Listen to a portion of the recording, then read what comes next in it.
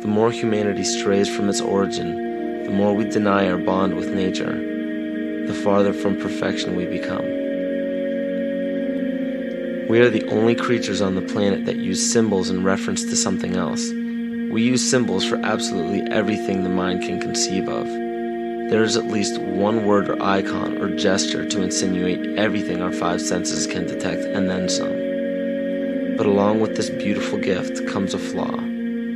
Most people are unwilling to seek and create their own interpretations of these symbols. Instead, they blindly submit to preconceived definitions and connotations given by sources unknown. Because of this, many things have been predetermined in our understanding of life without our knowledge. Words can be perverted and used to manipulate rather than to inform. Symbols can be used to segregate rather than unite. And those given the responsibility and authority to disseminate information to the public possess the ability to do with it what they choose. Listen carefully.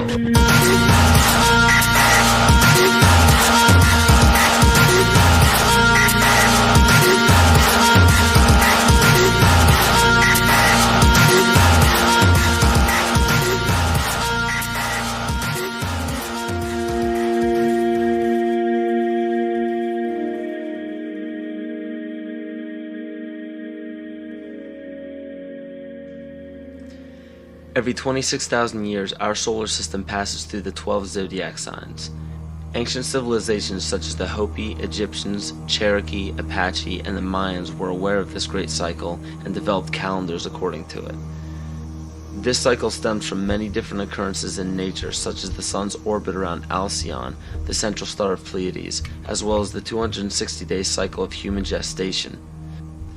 This cycle is broken down into 5 sub-cycles of 5,125 years each, which were thought to have their own age.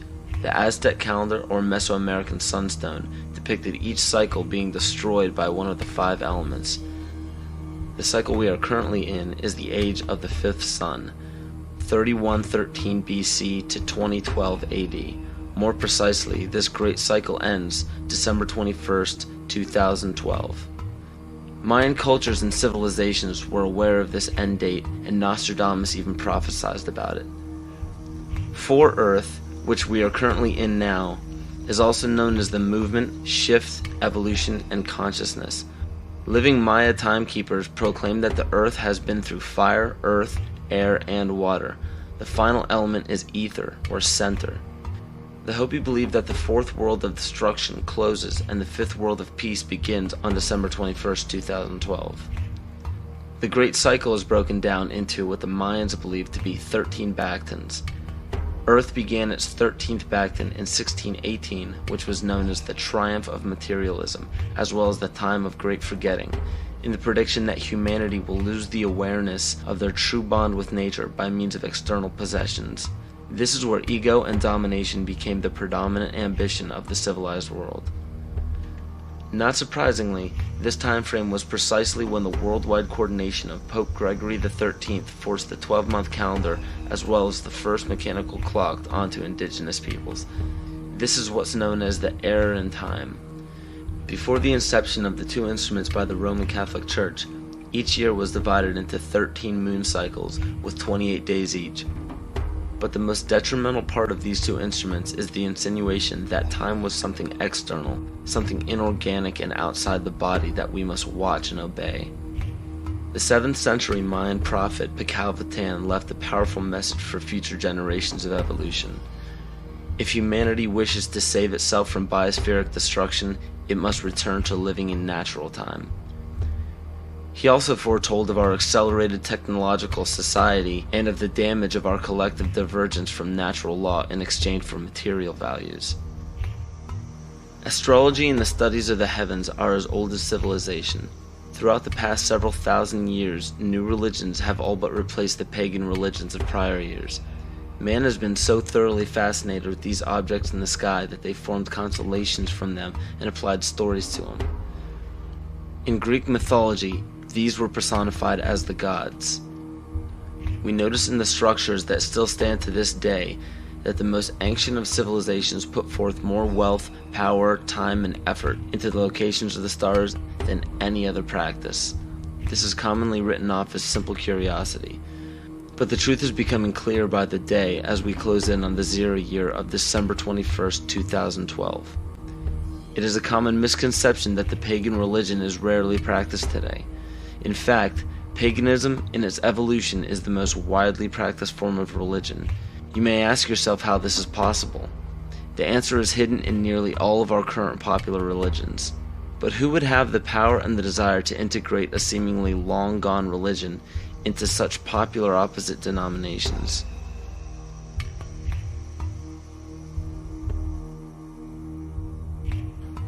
Dr. Adam Weishaupt was born on February 6, 1748 in Ingolstadt in a city in Bayern, or Bavaria, Germany. This interesting character was the son of a rabbi and converted to Catholicism after his father's death.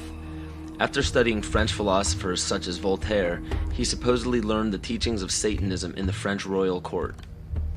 World-famous central banker Mayer Amschel Rothschild of the Rothschild dynasty chose Weishaupt to create the Coven of Golden Dawn, which to this day is Rothschild's private coven. Amschel Rothschild, for those who are unaware, instigated the American Revolution, America's supposed liberation from Britain. Rothschild instructed Weishaupt to create the Ancient Illuminated Seers of Bavaria. This is better known as the Order of the Illuminati. The name in Luciferian teachings means the bearer of the light, the illuminated, or the enlightened one. The Areopagite, or tribunal, was the inner circle of the Supreme Order, and were the only ones privy to secret meetings. In Nesta Webster's book, The World Revolution, she states, "The art of Illuminism lay in enlisting dupes as well as adepts, and by encouraging dreams of honest visionaries or the schemes of fanatics, by flattering the vanity of ambitious egotists, by working on unbalanced brains, or by playing such passions as greed and power to make men of totally divergent aims serve the secret purpose of the sect.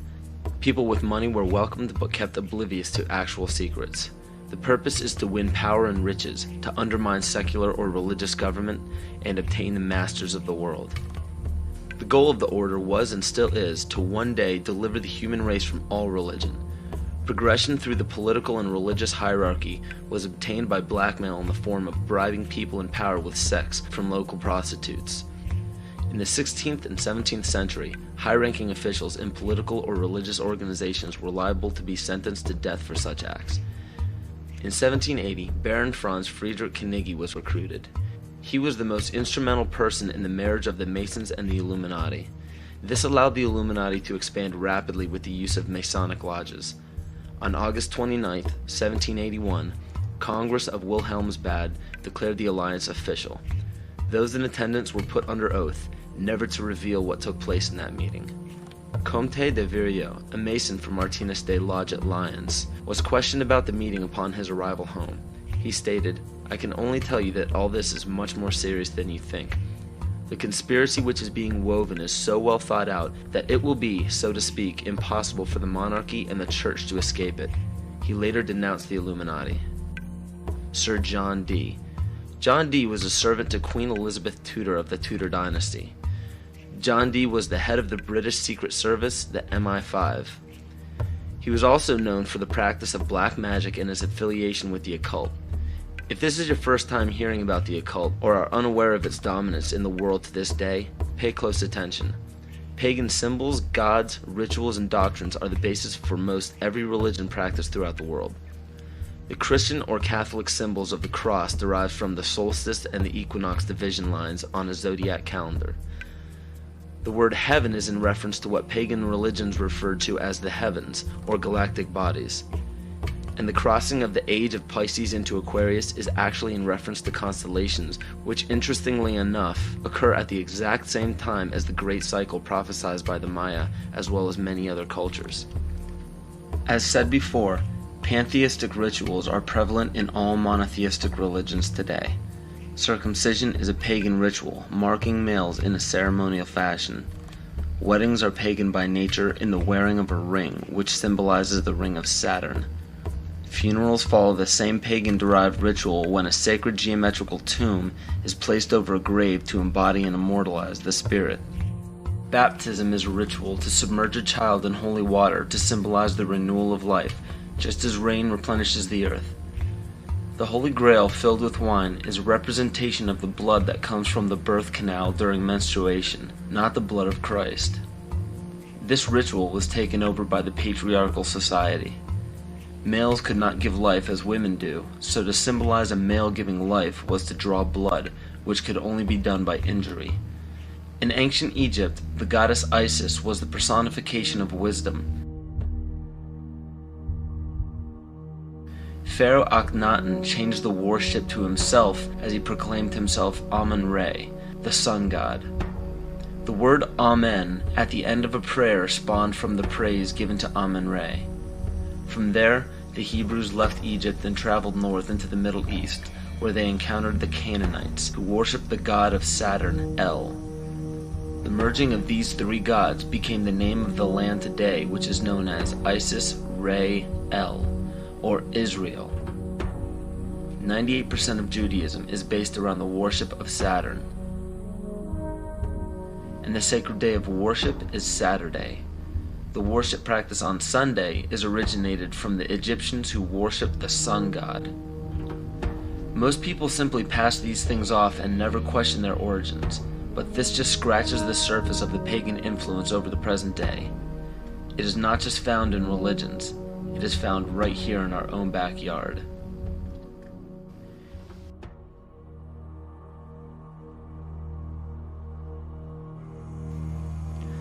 On January 22, 1783, Congress ratified a contract stating that all bills of credit emitted, monies borrowed, and debts contracted by or under the authority of Congress before the assembling of the United States in pursuance of the present Confederation shall be deemed and considered a charge against the United States for payment and satisfaction whereof the United States and the public faith are hereby solemnly pledged.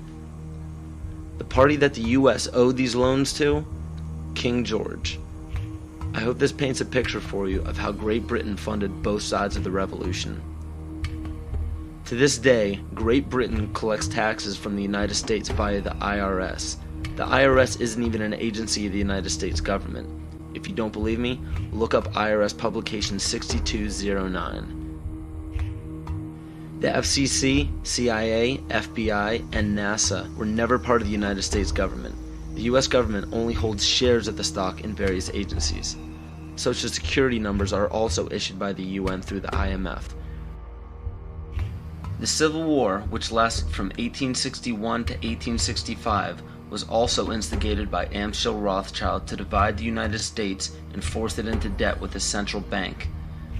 The goal was to put the country of the U.S. back into the hands of Britain through huge loans taken out for munitions. To do this, it was crucial to put a controversial issue in limbo such as slavery. Knowing full well that the Declaration of Independence would create an uproar among southern states that depended heavily upon slave labor, it was signed in Philadelphia, Pennsylvania by 35 people, 33 of whom were Freemasons. John Brown was a Mason and a Rosicrucian who was brought to power by William Lloyd Garrison and Senator Charles Sumner, both descendants of the Illuminati bloodline. With the help of the New York Times, John Brown was built up to be a hero in the anti-slavery movement. Ulysses S. Grant, former president, was born Hiram S. Grant. This name was given to him by his father, Master Mason Jesse Root Grant. Jesse Root Grant worked for John Brown's father and then went on to work for E.A. Collins, one of the 13 Illuminati bloodlines. Ulysses S. Grant was brought to power rapidly with help from Collins. From April 1861 to May 1864, Grant went from the rank of private to commander-in-chief of the entire Union Army. Once Grant was appointed president, his cabinet consisted of 8 Freemasons, including Alphonso Taft, which was William Taft's father, who was also an ancestor of Bill Clinton. Jonas Mills Bundy was one of the 13 Illuminati bloodlines, who was also the presidential advisor to Grant as well as the next 2 presidents. And cabinet member Columbus Delano was Franklin Delano Roosevelt's grandfather. In November 21, 1933, President Franklin Roosevelt wrote, "The real truth of the matter is, as you and I know, that a financial element in the large centers has owned the government ever since the days of Andrew Jackson. Abraham Lincoln's father was A.A. Springs, who was part of the Rothschild dynasty. Lincoln's half-brother worked for Louis Cass Pasteur in the Merovingian dynasty, which was the 13th Illuminati bloodline. Pasteur also owned Jekyll Island, which was where the Federal Reserve Bank was created. In the mid-1800s, Abraham Lincoln and the Whigs were trying desperately to keep Andrew Jackson from establishing a gold standard called the independent treasury system. Lincoln and his party fought to set up a central bank, making such public speeches as, "Under a gold and silver standard, all will suffer more or less, and very many will lose everything that renders life desirable." This statement resounds elements of scare tactics in this speech and other speeches on the matter given by Abraham Lincoln. They give no real evidence or explanation. In the early 1900s, after a failed attempt for Woodrow Wilson to set up what was called the League of Nations following World War I, Wilson and his advisor, Colonel House, set up the Institute of International Affairs. This institute had two branches, one set up in England called the Royal Institute of International Affairs, and the Council on Foreign Relations was incorporated as the American branch in New York on July 29, 1921. Founding members include Colonel House, J.P. Morgan, John D. Rockefeller, and a few others. A national income tax was declared unconstitutional in 1895 by the Supreme Court, but a constitutional amendment was proposed in Congress by Senator Nelson Aldrich. This makes much more sense when you notice that Nelson Aldrich was also known as being the authentic voice of J.P. Morgan and later married into the Rockefeller family. Today, 27 to 35% of American workers' pay is taxed, and this money goes to a central bank called the Federal Reserve, or the Fed. For those of you who are unaware of the Federal Reserve Bank and what it is capable of, it is a non-government-owned bank that provides the U.S. with all of its currency. They control the inflation rate by the amount of money in circulation. Yet the most amazing aspect of the central bank is the suspension of specie payments, in which the Fed can refuse to pay their obligations, yet taxpayers must pay their debts or go bankrupt. In other words, the suspension of specie payments is the central bank's right to breach a contract with no penalty whatsoever. In even simpler terms, it's called theft. How is it that the Fed is allowed to breach any contract they wish without penalty from the government? The answer is simple. The Federal Reserve Bank has power over the government instead of under it.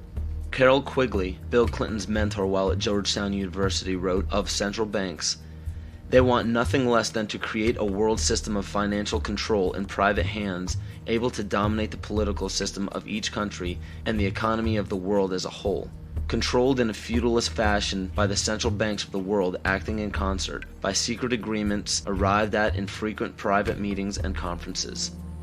It is important to note that nearly all of the founders of the Federal Reserve Bank were involved in the conception of the Council on Foreign Relations. Since 1934, when the Fed was established, almost every United States Secretary of State, all Secretaries of War or Defense since Henry L. Stimson, almost every head of CIA since Allen Dulles, nearly all presidential candidates, Dwight D. Eisenhower, JFK, Richard Nixon, and Bill Clinton were members of the CFR. George Bush Sr. was actually the CFR director from 1977 to 1979. Understand that all of these high-ranking government positions were lobbied into place by the organization set up by the international banking cartel.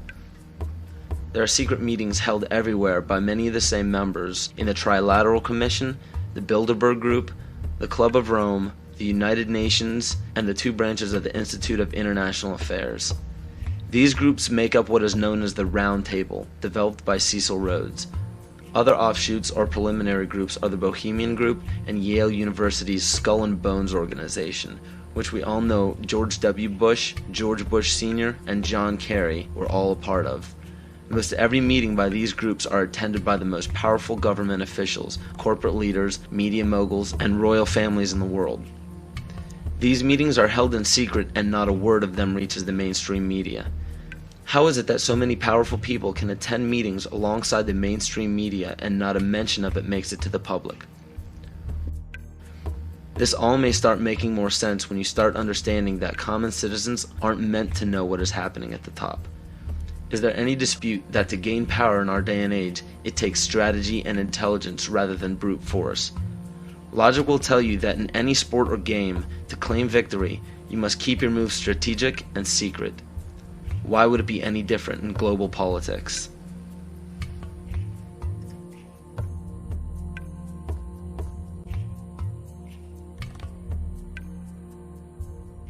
If I bring up chess master up here and ask him, what are the principles, Wojciech, and become a master of the game of chess, he'll say these four things. He'll say that you need a sense of patience. Now, if you don't have patience, don't even try to begin the game to learn it. He'll say you need a sense of timing. If you don't have a sense of timing, don't open the book. You have to have knowledge of your opponent, right? And then the fourth one that they'll tell you is that you need to have the willingness to make any and all sacrifices.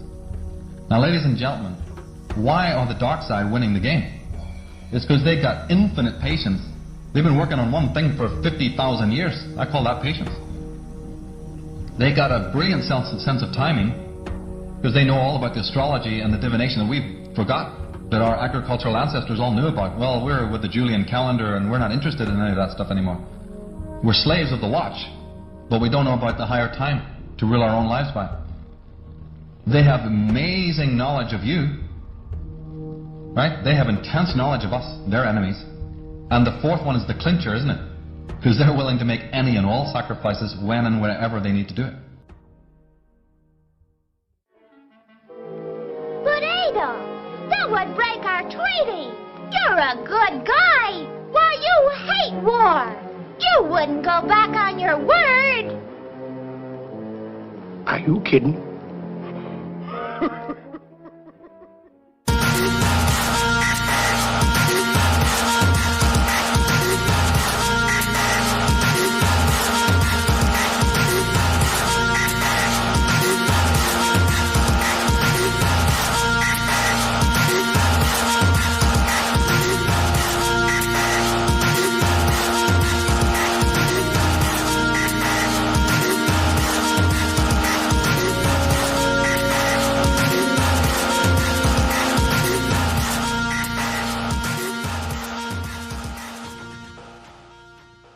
George W. Bush is a direct descendant of Godfrey de Bouillon. The Bouillons were servants of Pope Gregory VII and led the European noblemen into the crusade in order to recapture Jerusalem from the Islamic faith.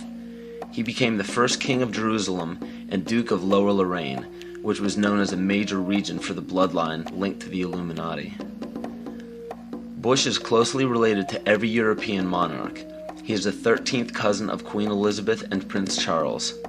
He also has kinship with every member of the British royal family, the House of Windsor. The House of Windsor is known for abandoning their German names after World War I due to criticism of the people.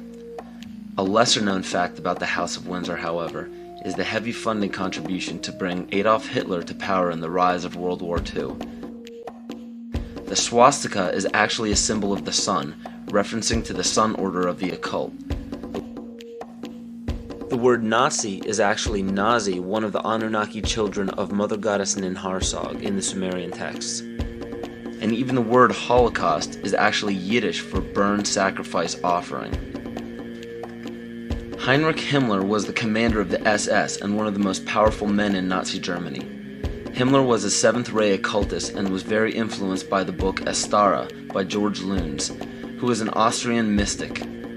This occult book mapped out the plan for a cleansing of ethnicities and bringing about one race, and to revive the ancient tradition of the Knights Templar of the Middle Ages. The Knights Templar were a group largely killed off by the French monarchy. The remaining Templar created many Masonic orders and secret societies throughout Europe, from which the Illuminati is believed to have originated. It's important to note as well that the Bush family's ancestor, Godfrey de Bouillon, was a Holy Templar himself.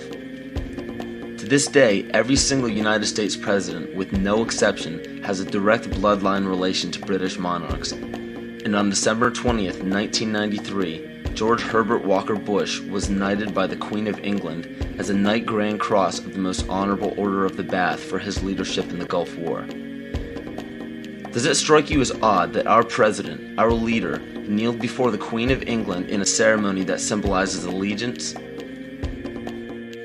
So what does this all mean? It simply means that throughout every major civilization, political power has remained in a select few bloodlines, and it is desperately held in the same manner today. It is openly admitted to the public that major leaders worldwide are part of secret fraternal orders or secret meetings. But what is not disclosed to the public is the purpose of these meetings. So let me spell this out for you. The major leaders from around the world are part of a united effort to remain in power forever. To do so, the people are lured into the trap of perpetual debt, making it impossible to be repaid by the people. So in turn, all property and assets will be repossessed by the debtor. For those of you who are unaware what it means when a government owns everything of yours, it's called socialism. All of this is part of an ultimate goal of the mystery religions. The mystery religion is the paganism we've been talking about all along, but the pagan religions known to the public today are nowhere near as involved as the mystery religion. It is much less confusing than you think. Try to imagine this practice as less of a religion and more of an ambition. The ambition is to reach enlightenment. There is no superhuman intelligence or fantasy involved in this. The gifts of God are very simple. Omnipresence. The power of one being or consciousness to be everywhere at once. Omniscience. The power of knowing everything that can be known. And omnipotence. To have unlimited power. We see all of this today. It cannot be denied.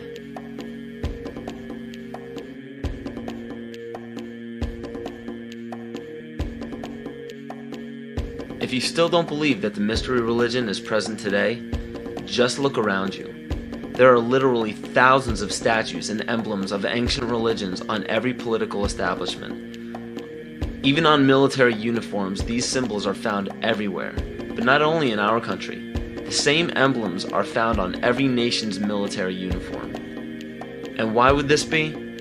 Because a life taken at a chosen time, place, and a specific manner, it becomes a sacrifice. And to further illustrate this point, on March 20th, 2003, President Bush launched a bombing of Baghdad at 5:50 Baghdad time. This lasted into March 21st. It was called shock and awe by the mainstream media, but according to the mystery religion, this date is known as the Eve of Ostara, more commonly known as the spring or vernal equinox. Occultists worship the goddess of the earth, Gaia, on this day. The Druids knew this date as the spring fertility rite, the day of feast. The war was promptly ended on May 1st, 2003. This date is known in the Druidic calendar as Beltane, or Walpurgis Night. It was named after Saint Walpurga, who was the pagan goddess of fertility. From March 20th to May 1st, the pagan ritual is to give blood to the earth and renew life to the goddess of fertility. What better time frame to declare a bloody war on the days of a ritual sacrifice and end it exactly when the pagan ritual ends? The parallels are uncanny. These are all facts written in many different sources around the world and are available to anyone to discover. Connecting the dots is up to you, but make your own decisions instead of settling for conclusions that others have put in place before you.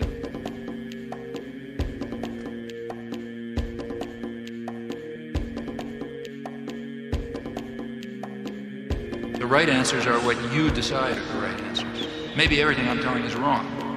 I mean, I can tell you what I think happens to be more or less right, but there isn't any reason why you should pay any attention to it.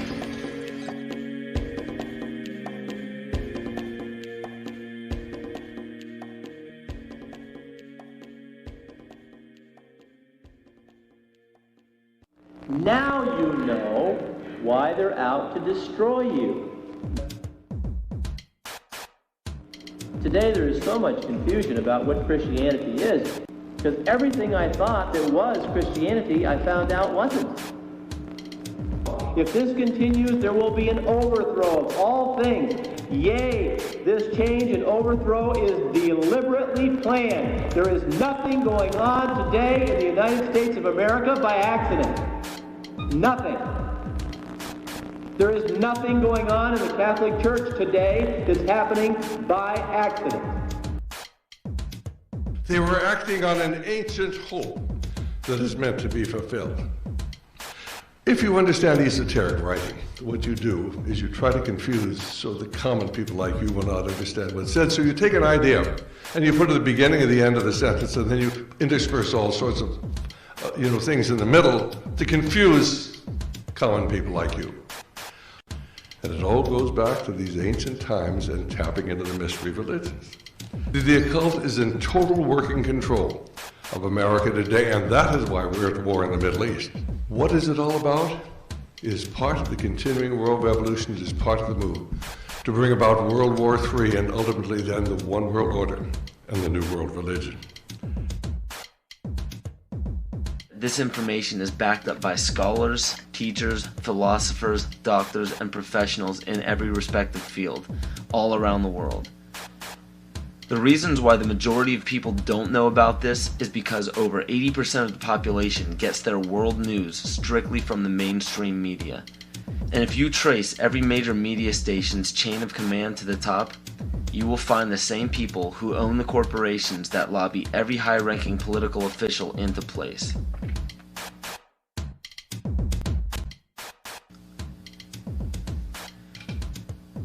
And for those of you who are unaware of this one world government and one world religion, I challenge you to do an internet search on the New World Order. You will be overwhelmed by the amount of people trying to get the word out to the masses. This exemplifies the findings that 87% of the population formulates their belief structure according to other people's ideas. Only 13% formulate their beliefs on logic and evaluation. And sadly, the two greatest factors that lead to the ignorance of the public are as follows. You support the mission from here? How brave you are! Y'all be real careful as you march towards that Capitol building. Be real careful on who you think is in there waiting to help you. Be real careful.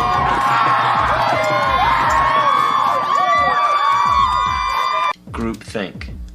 We're on our way to a one-world government. Unless we, the people, say no, this will not be tolerated. It is a term to describe a group unwilling to look beyond the overall consensus of the herd. Many times it is out of a lack of drive or ambition to ask original questions to arrive at genuine answers. But more importantly and dangerously, it is also an occurrence that spawns from the fear of looking foolish in front of peers. Both religion and politics are forms of groupthink. Words such as patriotism and faith are both fancy words that ultimately mean blind submission. Supposedly, it is considered heresy or unpatriotic to question the words of your leader.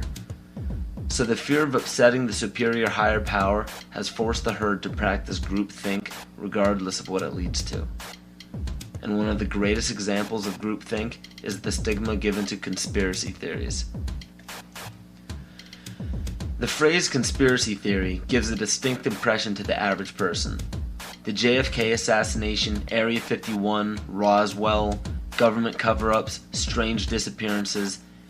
These subjects probably sound a bit too fantasy for the average person, and it's quite understandable. They're supposed to sound made up.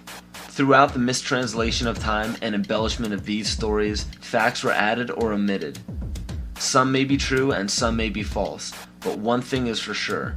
If a global secret needed to remain hidden yet began emerging among the public, the best cover-up is to embellish or alter the story until it sounds ludicrous. So what happens when the secret involves the government and the government has intimate ties to the mainstream media, and the mainstream media, as said before, has been proven to sway at least 80% of the public's opinion? The logic is undeniable. Media in every form is put in place to make people feel stupid for even keeping an open mind towards conspiracy theories. Movies, books, fairy tales, and folklore are all tools to make the average person feel insane for supporting or believing in a conspiracy. And why shouldn't they? Our leaders have no problems telling us not to investigate or believe in these theories. Let us never tolerate outrageous conspiracy theories concerning the attacks of September the 11th. Malicious lies that attempt to shift the blame away from the terrorists themselves. The most basic of pagan practices is the control of human population to have a perfect balance between man and nature. The goal is to bring the population down to 500 million, which is over a 90% reduction in humanity. Now that we have abandoned everything we've been trained to think prior to this moment, we can start looking at the world for what it is, instead of what people tell us it is. Open your eyes today as if you've never seen the world before, and you will begin to notice that the goal of population reduction is everywhere around us.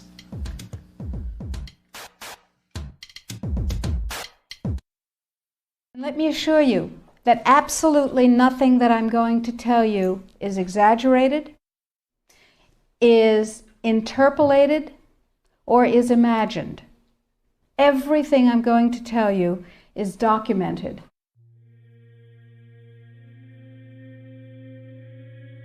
He who controls food controls the world. Well, they said in 1962, we're going to work toward total global implementation of Codex Alimentarius on December 31st, 2009. They were sort of guidelines. Now, Codex Alimentarius Commission is administered by the World Health Organization, WHO, and the FAO, the Food and Agriculture Organization. They fund Codex and they run it at the request of the UN. So they're mommy and daddy to Codex Alimentarius. In 1994, Codex, with no notice here in this country whatsoever, declared nutrients, put on your intellectual seatbelts, declared nutrients to be toxins. They're poisons.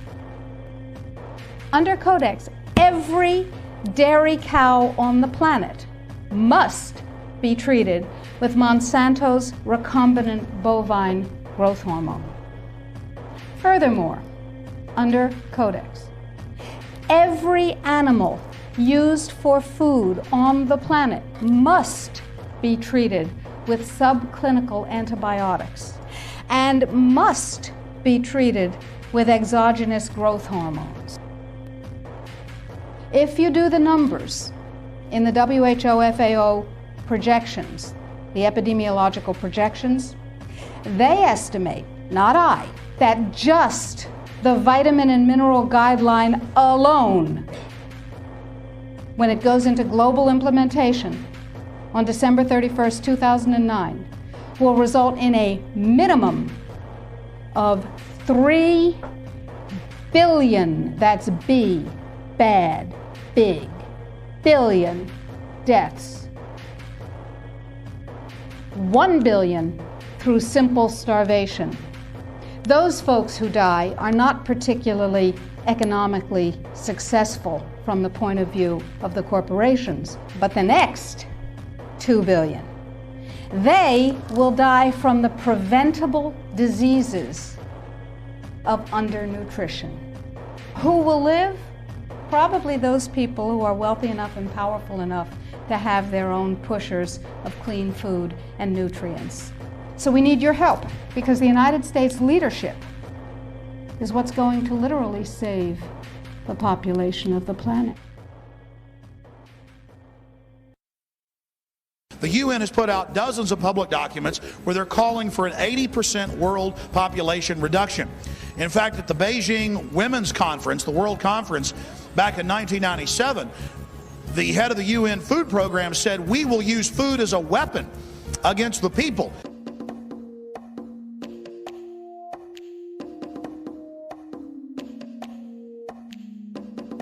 66% of the United States residents' public water is fluoridated. It is known to have tremendous effects on bone cancer, joint problems, bone weakness, lowered estrogen and testosterone levels, and dental fluorosis, which is yellowing of the teeth and pitting in the enamel.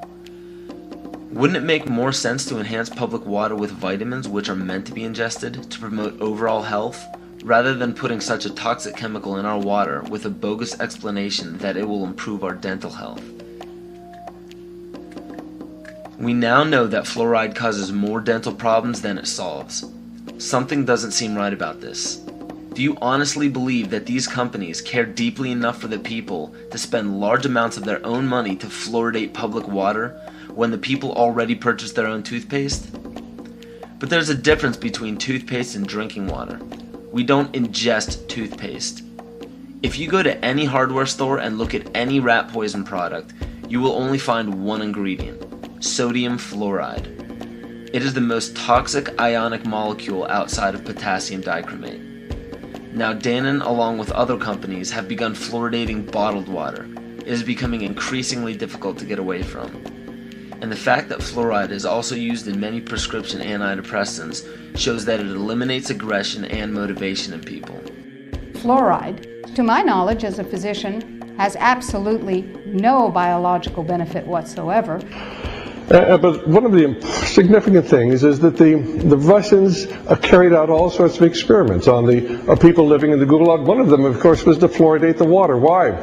You fluoridate the water, why people are not as aggressive as they ordinarily would be. In fact, what is the active ingredient in Prozac that is so widely distributed in America today? Well, it's a fluoride compound. And now, we are finding that public water nationwide is showing up with arsenic, lead, cadmium, and thermonium, which is a radioactive form of lead. Cancer, lowered sex drive, birth defects, sedation, and brain defects. Does this not sound like a wonder drug for anyone aiming to control a population? It's quite astonishing, Paul, the degree to which environmentalists have not been educated about fluoride. You know, people have an unconscious trust in their doctor or their dentist, and if you can persuade doctors and dentists that fluoride is safe and good, then you're able to reach the rest of the nation. People believe their doctors and dentists, and that was a way of promoting fluoride for Bernays. Fluoride was killing their cattle, destroying their crops. Fluoride given to rats had produced bone cancer and liver cancer, and that those results had been doctored to make it look as though fluoride hadn't caused as much cancer. The pattern that we saw, it typically is what we see with other neurotoxic agents that are well known to cause a hypoactivity or a memory problem or an IQ problem. When I first presented the results of these studies, one of the individuals sitting and listening to the results, he says, "Do you have any idea what you're saying?" And he says, "You're telling us that we're reducing the IQ of children." And basically I said, yes.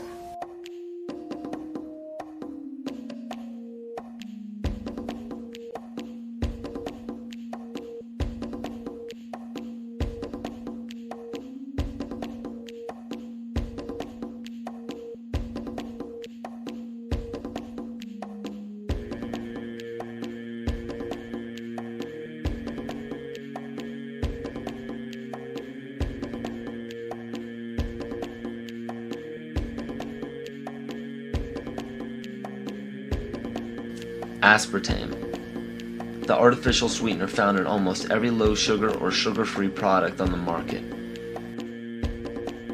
First of all, aspartame is made up of three things: methanol, which of course is what produces blindness, aspartic acid, and phenylalanine. These are all poisons. Aspartic acid, of course, produces brain lesions.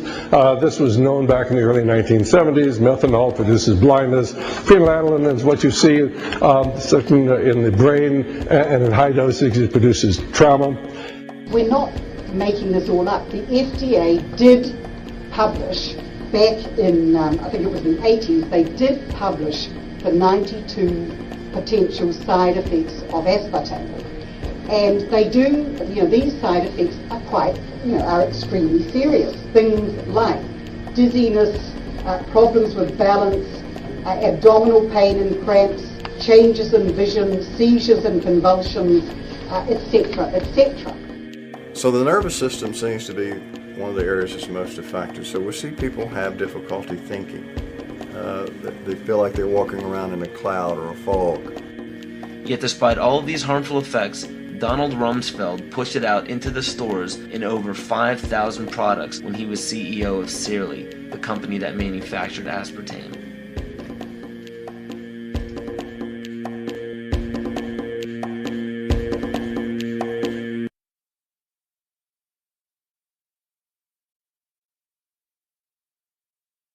The sustainable goal is the elimination of the middle class. The world cannot support 6 billion people. But you see, the plan behind sustainable development includes population control. It's a program for land use control, education control, and population control. The leaders of the sustainable movement say that the world's human population should not exceed 500 million people. That's a 93% reduction of today's population levels. In 1992, while the Rio conference was going on, George Bush, then president, was there. He was just offshore in Prince Charles's yacht, where he executed the Agenda 21 protocols on behalf of the United States and brought it back to Washington, D.C. Within a year, Bill Clinton, by executive order, established the President's Council for Sustainable Development. In 1996, Bill Clinton set up the President's Council on Sustainable Development. One of the dictates of Agenda 21 is that every country in the world is to set up a national council to oversee the implementation of Agenda 21. I've listened to Gorbachev explain, we are writing a new set of 10 or 15 commandments to replace the original 10. Which one of the 10 do you think these guys don't like? Thou shalt not lie, thou shalt not steal, thou shalt not covet. Because I'll tell you what, these people have lied to us. They're in the process of stealing all of this nation's natural resources, and they covet everything you have left.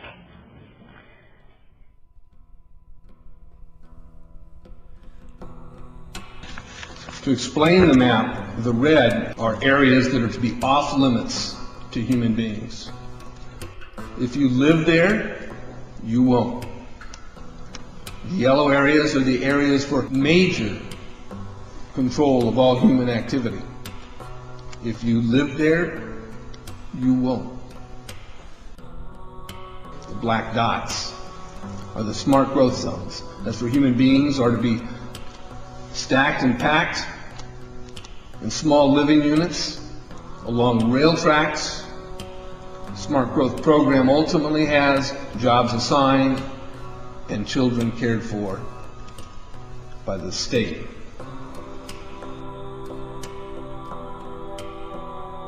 And in conjunction with Codex Alimentarius, food will be limited and water consumption will be decreased to 10 gallons per day per person. That is over a 90% reduction in people's average daily water consumption. And along with shortages of food and water, the food we will be provided with will be genetically manipulated and nutrient deficient. Genetic manipulation of food causes complications in metabolizing and utilizing food for energy. In June of 2003, scientists reported that the gene sequence of the inserted genes into crops had actually changed their order. They had re-scrambled. So the genetic inserts are not stable. Another laboratory confirmed this and found that it had changed in the same varieties in different ways that they had tested. So not only is it unstable and changing, it's not even uniform in the way it's changing. This is incredibly dangerous. Nutrient deficiencies due to Codex's planned vitamin and mineral ban will cause billions of preventable diseases. Both of these will ultimately lead to billions of deaths. The question is then, how do they do it? How in the world are they getting this agenda from the international level down to the local level? Well, they've got a plan for that too. Now, on the environmental side, there's probably a number of different plans, but from the environmental side, you have an organization called the IUCN, the International Union for the Conservation of Nature. Been in existence since the United Nations was created. It's not part of the United Nations Charter. It's a scientific advisor to the United Nations. But through the IUCN, such programs as ecosystem management, American Heritage Rivers, the Clean Water Initiative, the Endangered Species Act, and all the rules and regulations of the EPA, U.S. Fish and Wildlife Service, the U.S. Forest Service, the U.S. Park Service, and so forth. They also discuss property rights in this particular document. They say that property rights are not absolute, they're not unchanging, they're not inalienable like our Constitution and the Declaration of Independence of the states. Rather, they are a complex, dynamic, and shifting relationship between two or more parties over space or time. In a biocentric approach, says the IUCN, the rights of nature are defended first and foremost on the grounds of the intrinsic value of animals, plants, rivers, mountains, and ecosystems, rather than simply on the basis of the utilitarian value or benefit to human beings. In other words, nature comes first. Nature's needs comes before man's needs. In a religious context, it's called pantheism, the belief that nature is God. It goes on to say, even worse, people are then members of a community of beings, like human beings, living and non-living. So a rock is now elevated up to the status of a human being, and they are both equal in the eyes of this belief system. It's not hard to imagine that if you believe that humans are the cause of all of Earth's problems, that we're overpopulated. They give two solutions, and only two, to this problem. The first is that it's estimated that an agricultural world in which most human beings are peasants should be able to support 5 to 7 billion people. Well, folks, we have 6 billion people right now. That means all of us in this room, or nearly all of us in this room, are going to have to become agrarian peasants if we use this solution. In contrast, they go on to say a reasonable estimate for an industrialized world society at the present North American material standard of living would be 1 billion people. So if we wanted to maintain our current standard of living, we would have to reduce the Earth's human population by somewhere around 70%. In 1970, just 3 years after the publication of the Iron Mountain Report, which calls for, if we're going to create a world government, we can no longer use war as a mechanism to cause fear amongst populations and therefore allow us to control the behavior of populations through fear. And they settled on, in 1967, in their publication called the Iron Mountain Report, the environmental holocaust. In 1970, 3 years after that publication, Foreign Relations began to publish a series of articles describing the ecological holocaust that was facing the world. And in this particular issue, the first issue done by George Kennan to prevent a world disaster, where it sums up in 3 points that the eco-crisis is a global threat so great that it endangers all of life on Earth.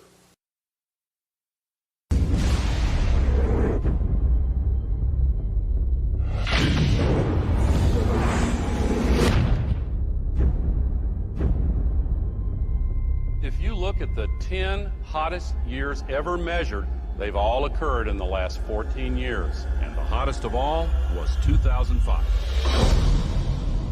We are causing global warming. This is really not a political issue so much as a moral issue. Temperature increases are taking place all over the world, and that's causing stronger storms. Is it possible that we should prepare against other threats besides terrorists? The Arctic is experiencing faster melting. If this were to go, sea level worldwide would go up 20 feet. This is what would happen in Florida. Around Shanghai, home to 40 million people. The area around Calcutta, 60 million. Here's Manhattan. The World Trade Center Memorial would be underwater. Think of the impact of a couple 100,000 refugees, and then imagine 100 million. Those who deny global warming are just flat out wrong. Ellen Goodman from the Boston Globe wrote, "Let's just say that global warming deniers are now on par with Holocaust deniers." Scientists silenced for questioning the threat of global warming. I know that I've had several friends who have essentially been told that if you speak out on climate change, you must do so as an independent citizen. If you do so through our organization or through our institution, you will essentially be fired. Once you realize how many holes there are in the consensus solution, you may begin to open up your mind to the other side of the global warming debate as a whole. The only consensus I'm aware of is that it's warm in the last century. They completely ignore the fact that there's this thing called the Oregon Petition that was signed by 19,000 professionals and scientists who don't agree with the idea that we are causing climate change. I can't tell you how many calls I've received from parents saying their kids are now being shown an inconvenient truth completely unchallenged, not just in science class, but in art and math classes. I have to speak out and say that the science we have is still incomplete, and the science we're being told by the IPCC is really incorrect science. Global warming, paradoxically, causes not only more flooding, but also more drought. Big hurricanes, tornadoes, fearsome diseases, polio, tuberculosis, West Nile virus, avian flu, SARS, polar bears that have actually drowned, mosquitoes, caterpillars, communism, it's slavery, global warming, global warming, global warming. Aurelia Pecci, who actually created the Club of Rome, and it's the inner circle of the global elitists in 1991, stated that while searching for a new enemy to unite us, we came up with the idea that pollution, the threat of global warming, and the like would fit the bill. All of these dangers are caused by human intervention. The real enemy then is humanity itself. To put this to you bluntly, global warming is a complete fallacy. Al Gore received the Grammy and the Nobel Peace Prize for a film that is filled with holes and mistruths. Ice cores taken 2,000 meters below the surface have enabled us to look at the last 160,000 years. We believe that in Greenland, the medieval warm period was about 1.5 degrees warmer on average than today. And they also show consistently warmer temperatures thousands of years ago before man-made greenhouse gases existed. Approach our time, we can see that in the period between 4,000 years ago and back to the period 2,000 years ago, which is actually the Roman age, the temperatures have been decreasing in Greenland by 2.5 degrees. Al Gore is made out to be a revolutionary figure attempting to save the planet, which is quite true. He just doesn't mention the fact that saving the Earth doesn't involve you. According to his agenda, it will result in massive land repossession and extreme limitations on food and water and fossil fuels for the public.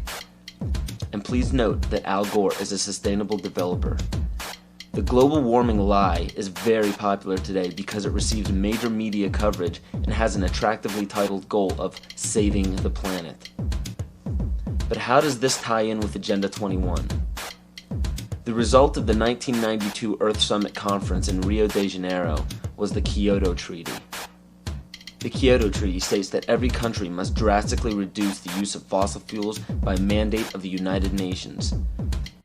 Concentrations of greenhouse gases in the atmosphere are at their highest levels in more than 200,000 years. If the trend does not change, scientists expect the seas to rise 2 feet or more over the next century.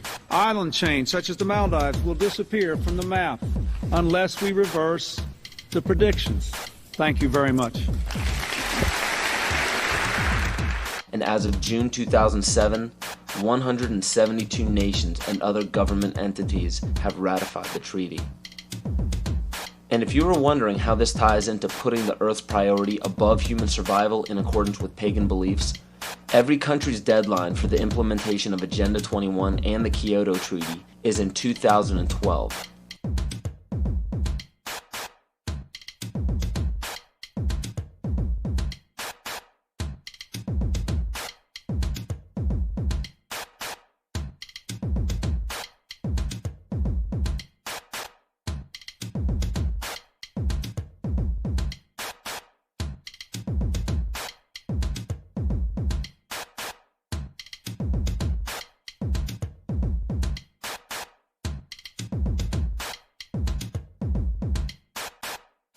And if this wasn't enough, when the Pentagon was damaged in 9/11, they set a goal to have a completely new and improved Pentagon in December of 2012.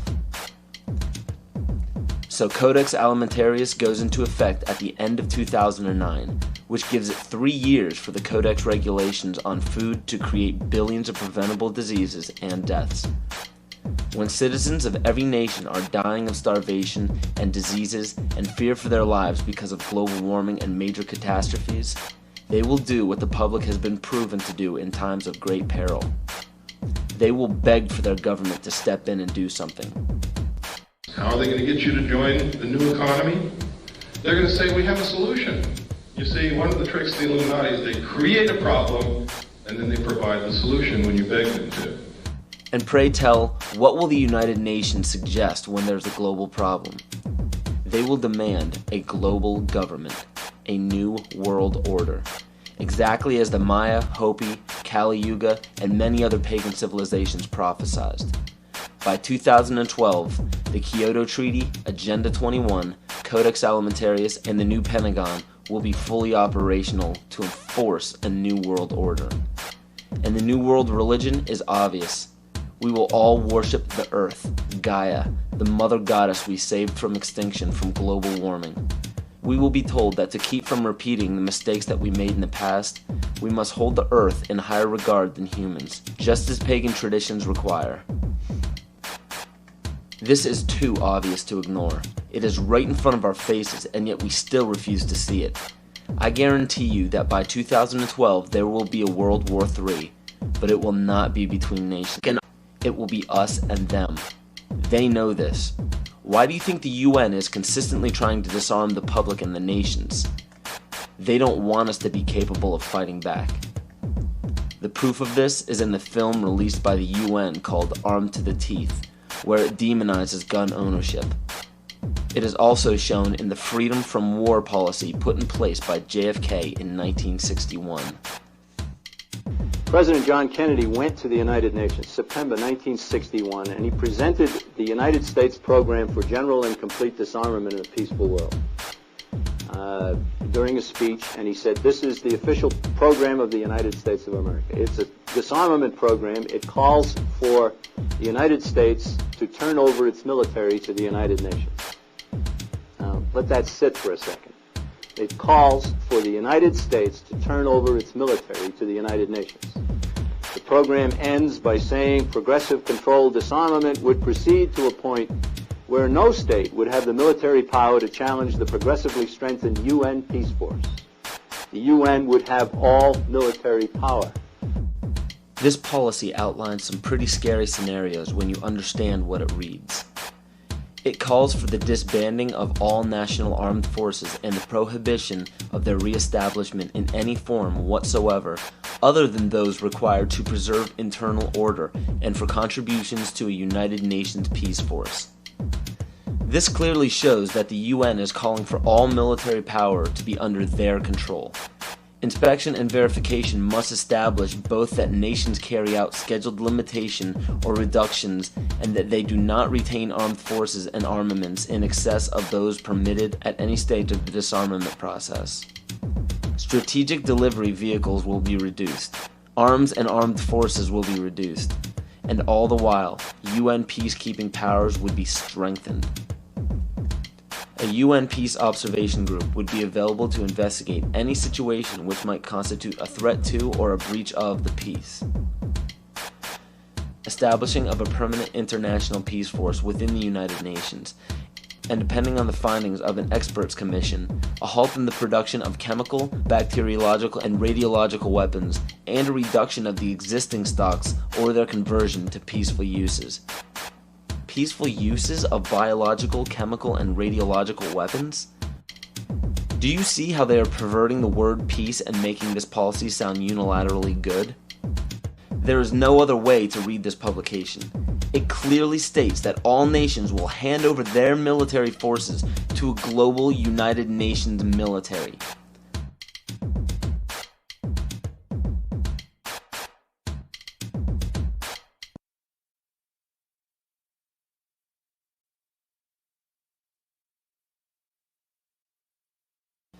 The US population is currently around 300 million. The national debt is currently around 10 trillion. So the current debt, when divvied among the American people, comes out to approximately $33,000 and has been growing at a national rate of $1.46 billion a day since 2006. Now with electronic banking, wire transfers, and credit cards, people have less physical custody of their money. As of right now, the amount of money in circulation is not able to cover the national debt. This was carefully planned since the inception of the Federal Reserve Bank.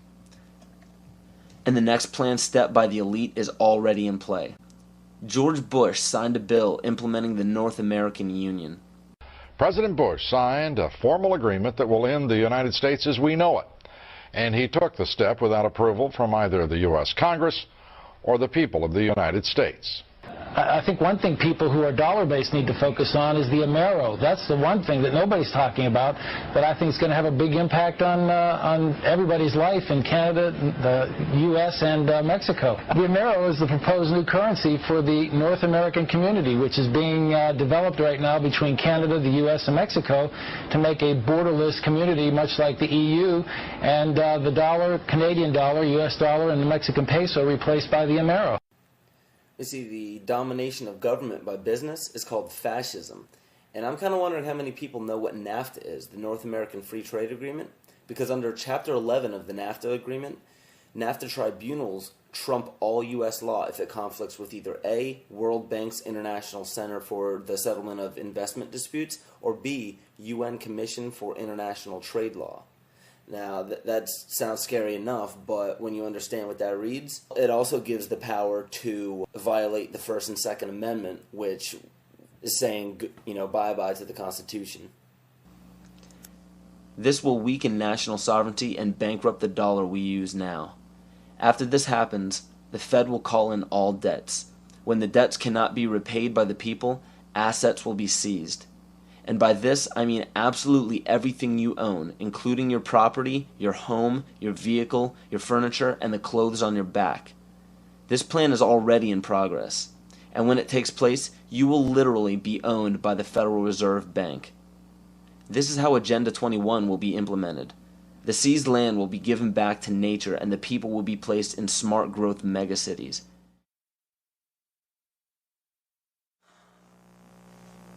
So what are we to do? There is an overabundance of information out there for anyone to see pertaining to why this situation seems so hopeless and out of our control. But in all honesty, there is even more information out there about how to protect ourselves. The only problem we face is that most people don't know how to apply this information to their own lives, and rarely anybody takes the time to spell it out for us. There are many great teachers out there. Teachers who have dedicated their lives to protecting the people who need protecting the most. The teacher has the most difficult role in our society because nobody likes attaining true knowledge. True knowledge encompasses all aspects of existence, good and bad. Most others do not. Hearing true knowledge upsets people because it implies that we were wrong at one point in our lives. And another character flaw is our desire to apply absolute truths to unstable foundations in our life. When we do so, we build a structure that we hope will define us best when we're reaching the end of our life on earth. So everything we think we are, everything we tell others we are, everything we base our life-changing decisions off of, is all depending on a foundation that could crumble at any moment. And because we've been told our entire lives that there are certain guidelines and mores we must follow to be a decent human being, we deny everything that may pose a threat to our unstable foundation. This is why we despise true teachers. We lump these teachers into the same category as terrorists, and the method for spotting these teachers and terrorists are just as flimsy and ridiculous as the methods used to spot witches. We have found the witch, may we burn her? How do you know she is a witch? She looks like one. Yeah, she looks like one. Bring her forward. I'm not a witch, I'm not a witch. But you are dressed as one. They dressed me up like this. And And this isn't my nose, it's a false one. Well? Well, we did do the nose. The nose? And the hat. But she's a witch. Did you dress her up like this? No! No! Yes. A bit. She has got a wart. What makes you think she's a witch? Well, she turned me into a newt. A newt? We got better. Burn her anyway! William Cooper, a loving father and husband, friend of many, simply a teacher trying to better humanity and protect fellow citizens across the globe. They became a mystery to the others. And the priesthood was born. No king ever existed without the permission of the priesthood. The kings never had the power and don't to this day. Kings exist at the whim of the real power, which is the priesthood standing behind the throne. It is a method of encoding information through a system of mathematics and numbers. It is some of the most ancient knowledge that man has ever possessed and has been kept secret and given only to those who have proven themselves worthy through the process of initiation. There's a method to their madness. There's really not much method to yours, because you're operating from a place of ignorance, and until you change that, you're going to be bumbling around, bumping into each other, saying and doing the wrong things, not understanding the nature of your enemy. And if you don't understand the nature of your enemy and the weapons they use, you cannot fight that enemy. You can't fight the battle. You shouldn't even be on the battlefield. Supposedly, a CNN reporter found Osama bin Laden, took a television camera crew with him, went into Osama bin Laden's hideout, interviewed him and his top leadership, and he came out and told everybody, within 3 weeks, Osama bin Laden is going to attack the United States and Israel. Now, don't you think that's kind of strange, folks? You see, because the largest intelligence apparatus in the world, with the biggest budget in the history of the world, has been looking for Osama bin Laden for years and years and years, and can't find him. Some doofus, jerk-off reporter with a camera crew waltzes right into his hideout and interviews him. And I'm telling you, be prepared for a major attack.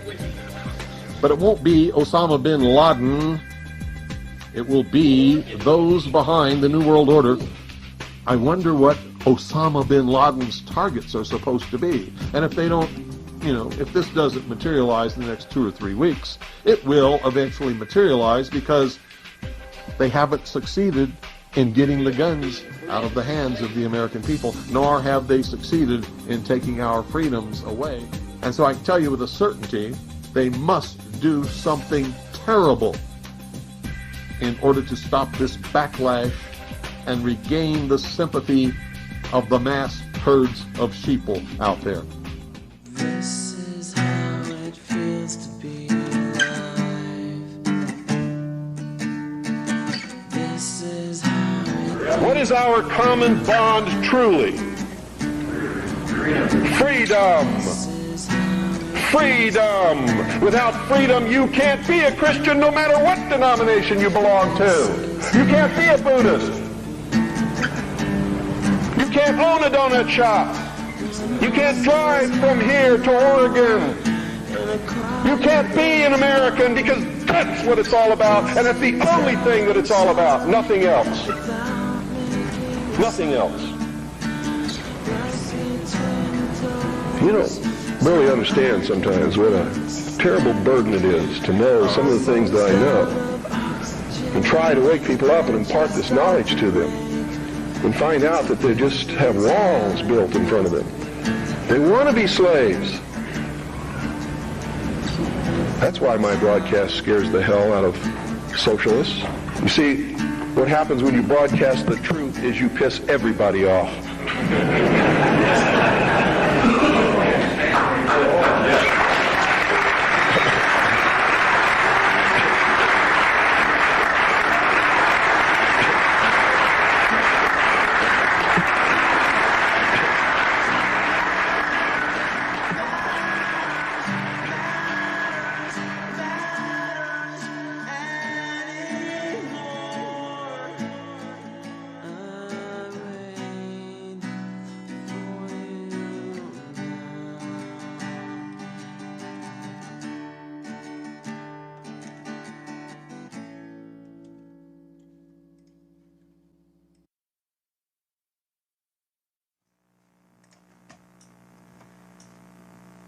I maintain that the only true salvation from any oppression or enslavement is self-empowerment, knowledge, consciousness. This is true rebellion. Don't get caught up in the 87% of people who follow the leader. People who think that they are rebels because they denounce authority simply because it's the latest fashion. Don't march the streets claiming that you are the enlightened one because you read a book or saw a film that gave you a glimpse into an uncommon knowledge. Don't scream phrases into a megaphone that you borrowed from another person's research. And don't proclaim yourself an original thinker because you belong to a group that represents an unpopular belief. Those are all examples of the other side of the coin of groupthink, leading a false rebellion. False rebellion is dangerous because it gives the illusion that you are free and thinking for yourself.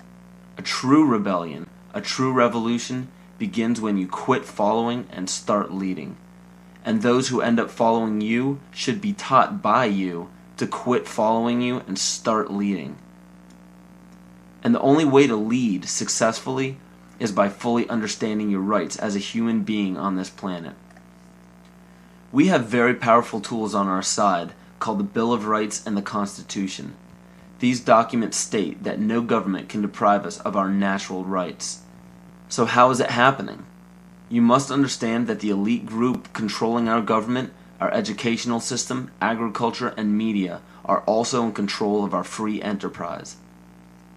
Free enterprise is our economic system or our means of production, privately owned and operated for personal benefit. Free enterprise cannot legally be taxed unless it volunteers itself. The reason why income tax seems inescapable is because most every job on the planet requires you to sign a number of documents with fancy wording stating that you are agreeing to be a representative of a corporation or entity. What all of this means is simply that when you sign working papers, which are required by pretty much every employer that you apply to, you are waiving your rights as a natural person protected under the Constitution and agreeing to represent an artificial person that is not protected under the Constitution. It's difficult to avoid because if you do not sign the document waiving your rights, you won't get the job. So why does every employer voluntarily pay taxes, which leads to the requirement of those documents? Because without doing so, the business loses all state and federal benefits provided to private or commercial business. And furthermore, most people simply accept the mistruth that income tax is required by law without investigating it. When your name is presented on a document with the first letter of your first and last name capitalized, it represents capitis diminutia minima, which occurs when a man's family relations alone were changed.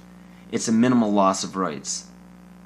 When your last name appears in capital letters, it represents capitis diminutia media, which occurs when a man loses his rights of citizenship but not his rights to liberty.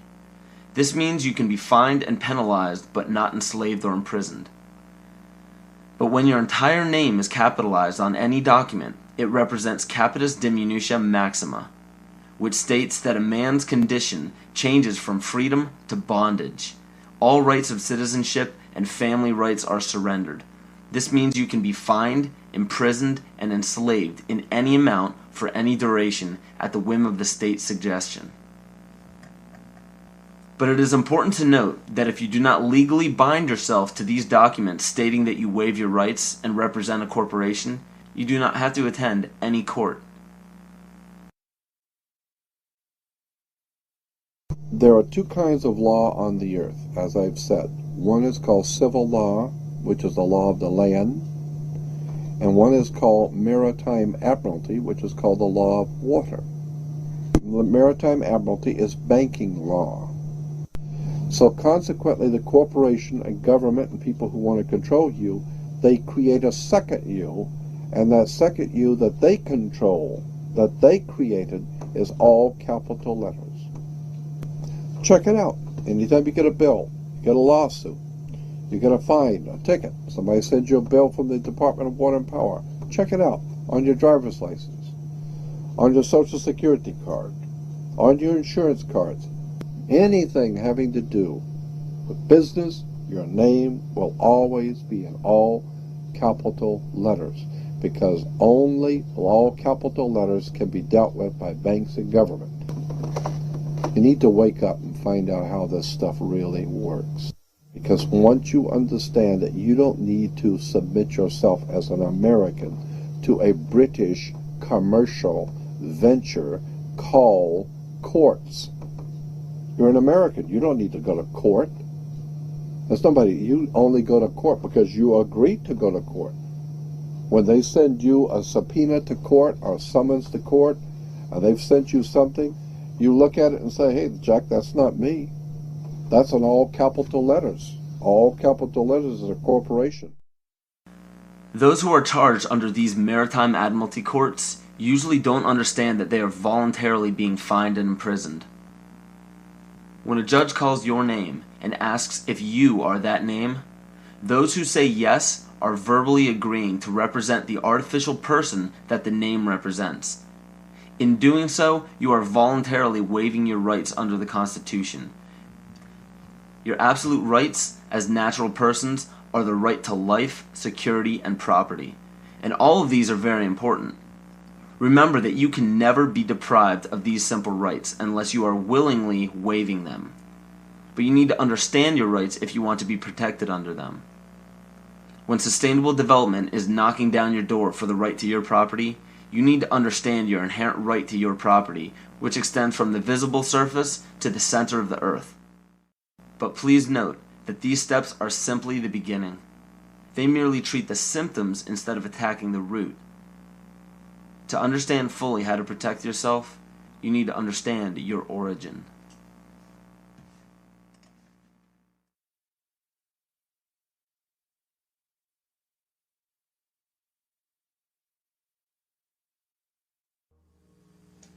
The true history of this planet has been stifled from the top down.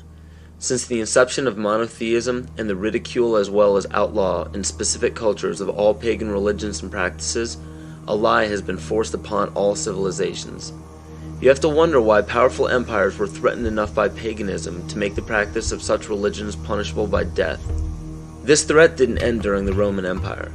Take a look at how the founders of America by mandate of Great Britain wiped out Native American tribes indiscriminately. Great Britain has also shown some of the most brutal forms of genocide in Africa, India, New Zealand, New Guinea, and many other locations in which pagan tribes still existed. East Timor suffered from one of the most brutal genocides in all of history and was fueled by the United Nations and the United States funding during the Carter administration. Ford and Kissinger visited Jakarta, I think it was December 5th. We know that they had requested that Indonesia delay the invasion until after they left because it would be too embarrassing. And within hours, I think, after they left, the invasion took place on December 7th. What happened on December 7th in 1975 is just one of the great evil deeds of history. Early in the morning, bombs began dropping on Dili. The number of troops that invaded Dili that day almost outnumbered the entire population of the town. And for 2 or 3 weeks, they just killed people.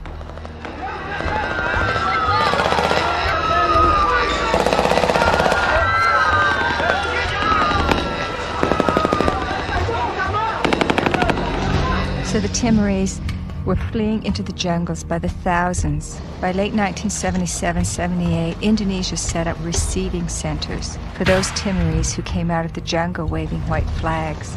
Those the Indonesians thought were more educated or who were suspected of belonging to Frelimo or other opposition parties were immediately killed. They took women aside and flew them off to Dili in helicopters for use by the Indonesian soldiers. They killed children and babies. But in those days, their main strategy and their main weapon was starvation. By 1978, it was approaching really genocidal levels. The church and other sources estimated about 200,000 people killed. The U.S. backed it all the way. The U.S. provided 90% of the arms. Right after the invasion, arms shipments were stepped up. When the Indonesians actually began to run out of arms in 1978, the Carter administration moved in and increased arms sales. And other Western countries did the same. Canada, England, Holland, and everybody who could make a buck was in there trying to make sure they could kill more Timorese. The last thing that the ones in power want is a sovereign group or tribe setting a positive example for others. It is important to note that followers of monotheistic religions are not to blame, just as not all members of Freemasonry, intelligence agencies, fraternal orders, or political organizations are part of the esoteric agenda that is being carried out in all upper echelons of society. And it's difficult for people to comprehend, but paganism is no more dangerous than understanding surgical procedures. The knowledge can be very useful when applied properly, yet it can also have very detrimental effects if misused or abused. Understand that most all of these problems are not by mistake, but by design. Most people do not understand how colors, shapes, catchwords and phrases, and biological timings are all used as talismans to affect humanity on an emotional and spiritual level. Colors are used hypnotically in every news channel and corporate advertisement. Fast food chains typically use vibrant reds, yellows, and whites in their restaurants to cause the customers to feel hurried and restless. This helps the customers filter in and out quicker to make for more customers. Fine dining restaurants, on the other hand, use very earthy, natural colors such as soft greens, blues, and browns to calm the senses and to make for a more lengthy and peaceful meal. And the same goes for the music that is played at these establishments. Specific musical notations and progressions can give relaxing or exciting stimuli to the body without our knowledge. The music industry goes even further and uses natural rhythms of the heart to map out the tempo of pop songs. This is why 72 beats per minute is used very frequently in pop music. Music is not a product of culture. In 1986, the National Academy of Science found that infants prefer consonant sounds such as perfect fifths rather than dissonant ones. This is just a small example of our natural ability to understand sound. So be very careful when placing a child in front of a TV or near a stereo. Those who believe that children cannot comprehend violence on a TV screen or aggression from music are thinking strictly with the left brain.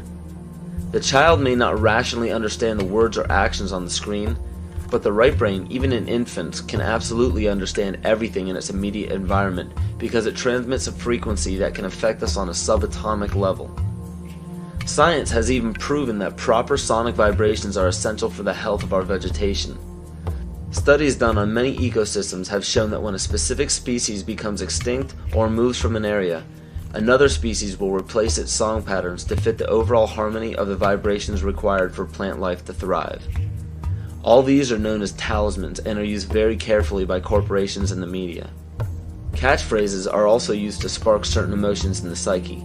When the average person hears the words terror, bombing, gunshots, murder, war, assassination, and so on, the body and the mind respond with heightened alertness and caution. And when events such as assassinations of major leaders, bombings, terrorism, or war happen on large scales throughout the world, the body responds differently at different times, marked biologically and astrologically. The tragic event involving the Branch Davidians at Waco and the Oklahoma City bombings claimed the lives of men, women, and children as they ended in flames on April 19th. This date is a pagan holiday where human sacrifice is made by fire. The tragic events of September 11th, 2001 happened on the Mayan calendar date of 6 epochs, which represents large-scale change. And when the U.S. attacked Afghanistan on October 7th, 2001, this was the Mayan calendar date of 6K, which represents balancing. Please understand that these weren't prophecies or predictions. The Mayans simply understood the body's natural cycles. So these unfortunate events are not by chance. One needs only to look at the result of the major political decisions of the United States since the inception of the United Nations to catch a glimpse of the ultimate goal. Every major war, assassination, terrorist attack, or security weakness exposed has two specific common themes. 1. The unfortunate event makes worldwide news and scares or angers the public. And 2. The result, no matter what, is always the expansion of government and the destruction of constitutional freedoms. It doesn't matter what the excuse or the explanation is. The result always tells the truth. A child can give the greatest excuses every time he's too sick for school, but if it always happens on the day of a test, the truth is revealed by the result. The major media outlets can give every explanation in the book as to why war is declared, assassinations happen, and terrorist events take place, but if they all end up in the expansion of government and the destruction of constitutional freedoms, the truth is revealed by the result. And because the vast majority of the public are completely ignorant of natural biological cycles of man, it is increasingly difficult for them to accept that these events are by no means an accident.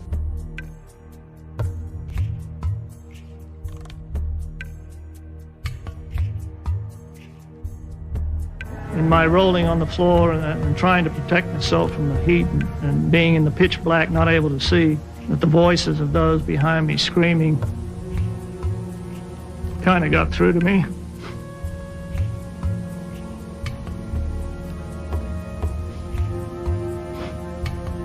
I recognized who they were. Could identify the voices. Are they going to come and kill me? No.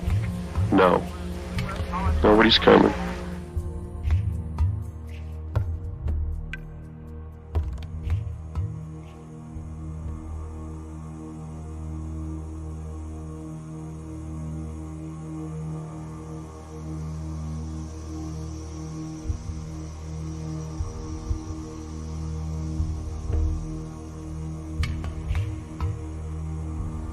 Was a statement reportedly made by Attorney General Janet Reno during an interview on 60 Minutes.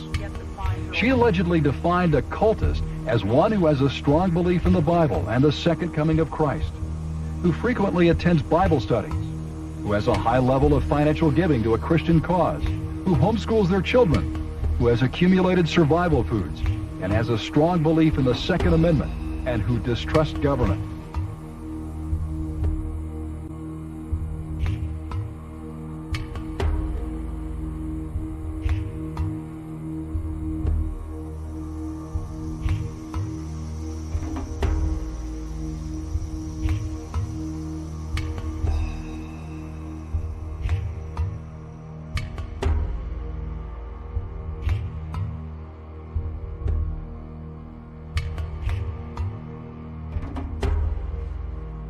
Through federal authorities that a second bomb has been found inside that federal building in Oklahoma City. It was an explosion at 9 o'clock this morning that did that damage you're looking at right there. I just took a look down the street at the Morrow building again. I see another bomb truck going, so apparently they're going to try to get out that third bomb we talked about. At the present time, the medical teams downtown are unable to get into the wreckage to retrieve more of the injured because of the presence of other bombs in the area. I've been told by the police department that just as soon as those bombs are defused, they will permit the medical teams to enter. Now, we're also hearing from some witnesses on the scene that they've overheard from firefighters that were first on the scene that there was a possibility that there was a secondary explosive device besides the car bomb device outside the building, and that device may have been placed near the nursery. Also, we're getting word now that President Clinton is sending anti-terrorism units down here to look over the situation to find out exactly what went on and what other danger may be out there in Oklahoma City. That's something we need to think about, unfortunately, this time, because, as we've told you, 2 other explosive devices were found that were not detonated, and they were larger than the first. The reports I have is that one device was deactivated. Apparently there's another device, and obviously whatever did the damage to the Murrah building was a tremendous, very sophisticated explosive device. So President Clinton just called Governor Frank Keating, and he says that 3 FBI anti-terrorist teams are en route to Oklahoma City. Right now, they are saying that this is the work of a sophisticated group. This is a very sophisticated device, and it has to have been done by an explosives expert, obviously with this type of explosion. The Justice Department is reporting that a second explosive device has been found in the AP Murrah building in downtown Oklahoma City. We should find out an awful lot when the bombs are taken apart. I think it was a great stroke of luck. As you're mentioning, it's hard to talk about luck on a day like today in Oklahoma City, but it was a great stroke of luck that we actually have got diffused bombs. It's through the bomb material that we will be able to track down who committed this atrocity. First bomb that was in the federal building did go off. It did the damage that you see right there. The second explosive was found and diffused. The third explosive that was found, and they are working on right now as we speak, I understand, both the second and third explosives, if you can imagine this, were larger than the first. The first bomb that was in the federal building did go off. It did the damage that you see right there. First bomb that was in the federal building did go off. It did the damage that you see right there. Still another problem, according to these groups, is the executive branch making a grab for much more police power. some of it highly questionable in the aftermath of the Oklahoma City bombing. It shouldn't be the case that Americans have to worry that their phone could be tapped. It shouldn't be the case that Americans have to worry that their credit records could be made accessible by the FBI without them being involved in any criminal activity. The first draft of the House anti-terrorism bill was so loose it could let authorities define as an act of terrorism, prosecutable by the federal government, everything from threatening your spouse with a gun to blocking an abortion clinic. While the anti-terrorism bills ask for sweeping new powers, the ACLU and others also worry about numerous executive orders that the public knows little about. These orders could give the president, federal agencies, and the military near dictatorial powers.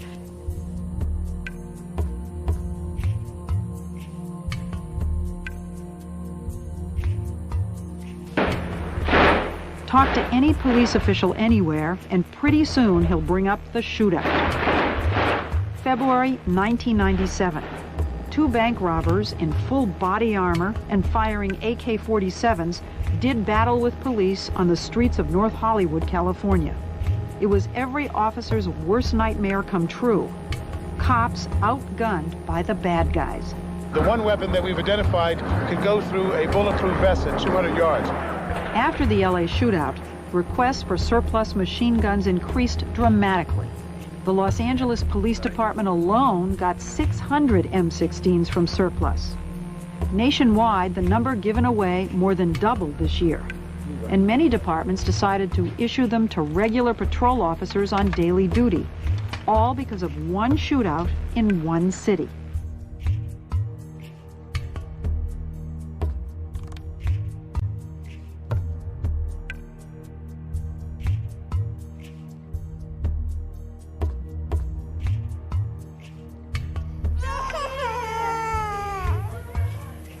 Till now, the diagnosis is not settled for this child. We complain from prolonged fever and this wasting.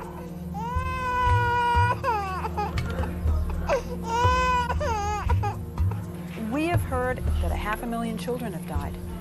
I mean, that's more children than died in Hiroshima.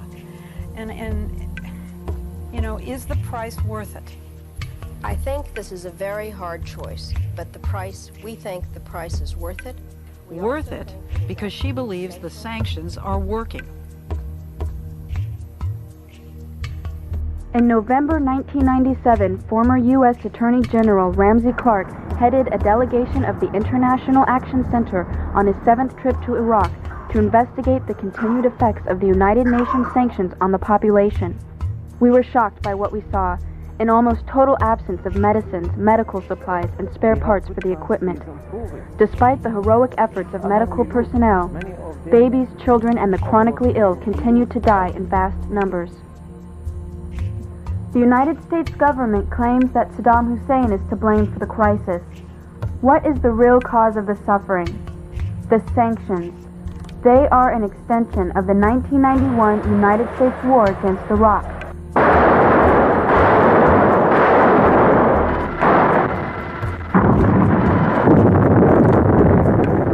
The goal was to cripple Iraq's infrastructure and make civilian life unsustainable.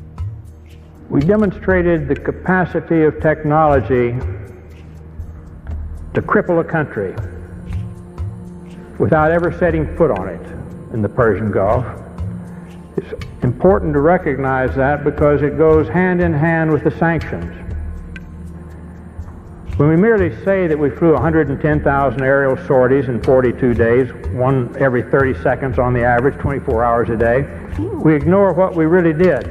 As officials said, the death toll was now 288, with many more to come. The trucks kept filling up and driving away, past waiting relatives who knew they might never be able to identify the bodies of their loved ones. The community of Almeria filled one of the first of many funerals with gunfire in sign of grief and fury, and with angry words aimed through foreign journalists.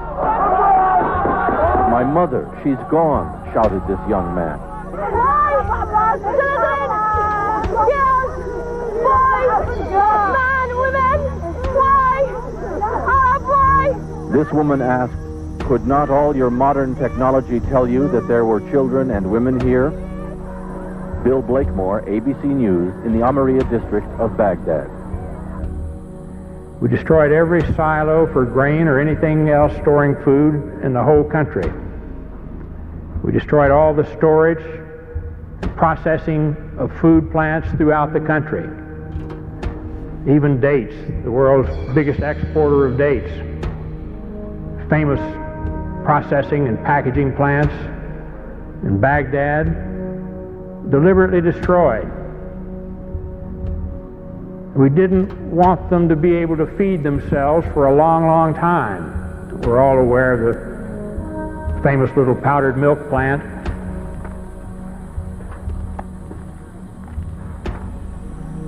The United States government says that in this factory here you are making chemical weapons. Is that true? No, that's not true. They are lying, because this is milk for children. This powder, milk of children. Nothing else was made, only this in the factory? Yes, and you can see it yourself. With the only factory in the Middle East to produce powdered milk, they were producing about 17% of their powdered milk requirements.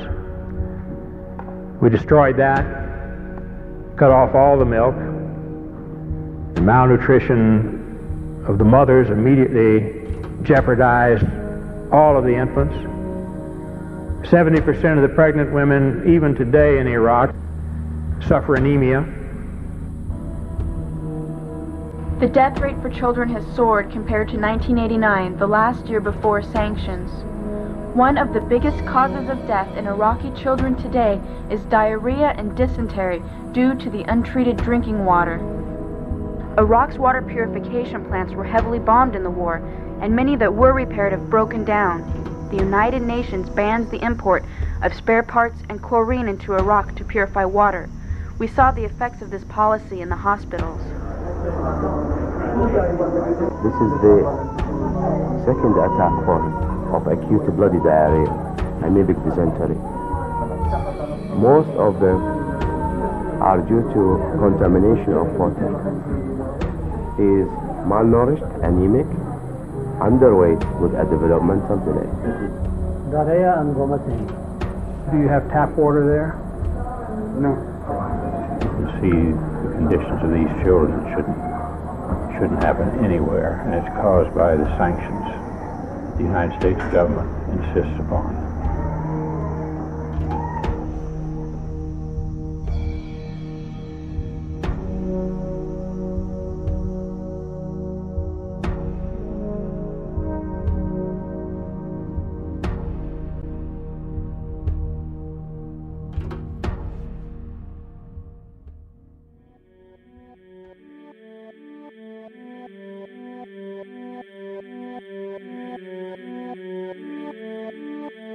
The daily life we perceive with our five senses is not reality. Quantum physics has shown that space and time are illusions of perception. Therefore, our bodies cannot truly be a reality if they occupy this space. Ernest Rutherford performed an experiment in Manchester that revealed to him the shape of the interior of an atom. Scientists were shocked to discover that the atom is almost entirely empty space. The question then became, how could this empty atom possibly make the solid world around us? Our true consciousness does not exist in our brains or in our bodies. But this illusion of our individual bodies, along with the misinformation of our true origins, has manifested the idea that we all think independently from one another. With this misunderstanding, it would seem impossible to scientifically explain telepathy, clairvoyance, spiritual mediums, and other phenomena dealing with transferring information between sources without physical means of communication. But when you understand that there is a common spiritual bond between all things in the universe, and that we are all part of one divine intelligence, no phenomena is unexplainable. This simple understanding fills all the holes in modern religions. It explains reincarnation, déjà vu, predictions of the future, and literally every event, occurrence, or anomaly ever experienced. The blank matter within the most basic building blocks of perceivable existence is malleable and molded by intent. This means that consciousness shapes our reality.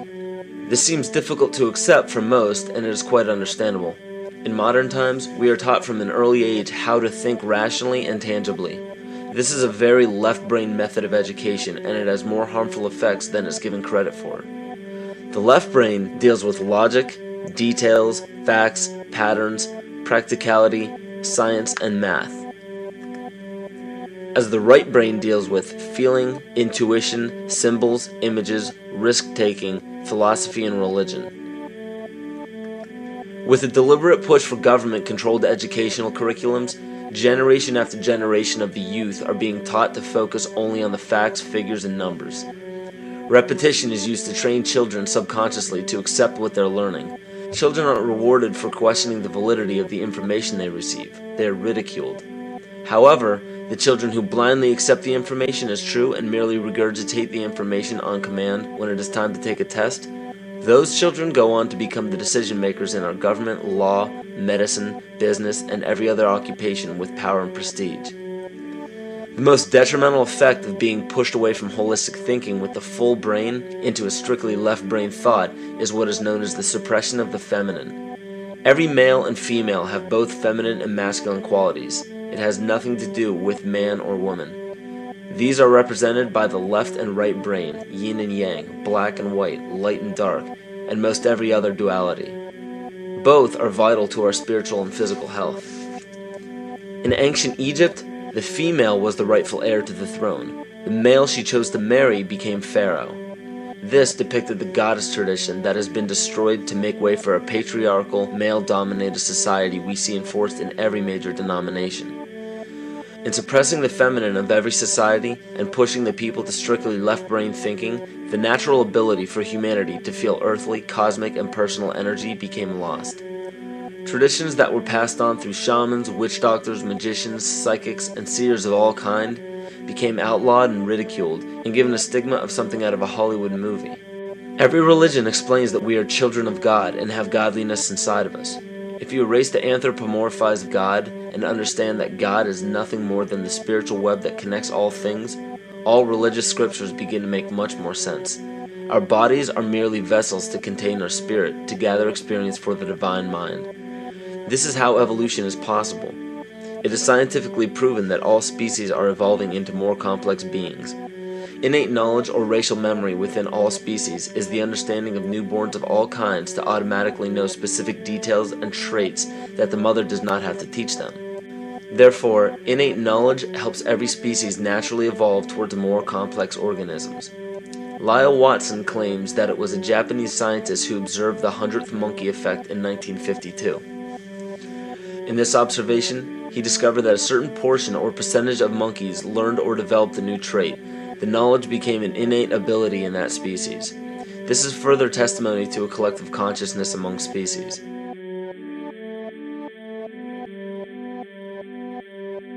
Everything in existence has a natural vibration to it, from our atoms all the way to the vastness of the universe. To show a simple connection between the earth and our bodies, take a look at our body's harmonic focal points, better known as our chakras. Just as there are harmonic focal points on a guitar string, there are locations within our body where our vibrations culminate. In Eastern philosophies, these 7 chakras are used to bring health and balance to the physical and spiritual body. Our Earth also has 7 chakra points at equally distant locations from one another. There is 1 chakra point on each continent. The root chakra is in Mount Shasta, California. The sexual chakra is in the Isle of Sun, Lake Titicaca in South America. The solar plexus chakra is in Uluru Juta in Australia. The heart chakra is in Glastonbury or Shaftesbury, England.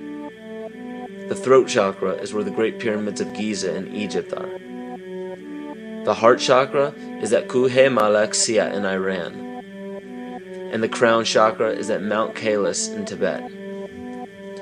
Scientifically, this is explained because at the core of our Earth, there is a molten iron crystal that resonates at approximately 7 Hz. There are energy vortexes all over the Earth where electromagnetic energy emanates. There are also several vile vortices surrounding the equator where strange anomalies occur, such as radio and compass malfunctions, as well as plane and ship disappearances. You may have heard of a few of these. So the intangible parts of our existence, such as emotions, are part of the true reality of higher consciousness. If emotions are part of a realm that we cannot experience with our five senses, then how is it that we are all aware of our emotions? What most people believe to be emotions are not truly the emotion itself. What we are experiencing is the physical manifestation of these emotions. Anger causes disturbance in the psyche, which manifests itself in the ego.